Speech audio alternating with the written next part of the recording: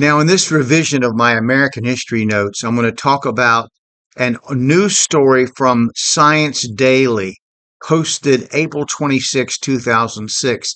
The title of it is Kennewick's Man Skeletal Find May Revolutionize Continent's History. And I'm going to read from that article. A forensic anthropologist at Middle Tennessee State University is one of a select number of scientists to participate in the examination of a skeleton that could force historians to rewrite the story of the entire North American continent. Dr. Hugh Berryman, research professor, was one of only 11 experts from across the United States to scrutinize the bones of Kennewick Man, a 9,300-year-old skeleton found 10 years ago along the Columbia River at Kennewick, Washington. Quote, it's one of the oldest skeletons, one of the earliest individuals that populated this continent, unquote, Berryman says. And again, a quote, and we have a chance to look at those remains and learn from them what they tell us about the past and who these people were.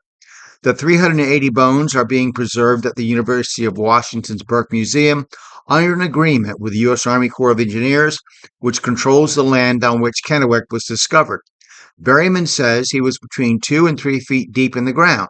The burial miraculously saved the bones from the elements, the animals, the machinery, and man for centuries, and ancient deposits of calcium carbonate on the bones allowed the researchers to determine the positioning of the bones in the ground. Another quote from Berryman. We have evidence that the bones were still in anatomic order, Berryman says. He was still articulated, and he appears to have been a burial. So once something is buried, that moves it at a depth that perhaps the coyotes, the wolves, the scavengers could not get to it. The July 2005 research was very nearly derailed when the Corps initially decided to turn Kennewick over to a coalition of Native American tribes. Now, as an aside, this will be a very important 10 years later, which I'll go over later. 8 scientists filed a federal lawsuit to gain permission to study the skeleton. A federal judge whose ruling later was upheld by the Ninth U.S. Circuit Court of Appeals decided in favor of the scientists after determining that the tribes could not prove a direct cultural affiliation with Kennewick. Berryman says the information that can be gleaned from Kennewick came close to being lost forever. And his quote is, since 1990, we've lost most of the skeletal remains from groups, Berryman says. It's a shame that a lot of these groups are already gone. We have no way of knowing what kind of movements there were in prehistoric times, where these people came from, who they were related to, what other tribal groups they might be related to.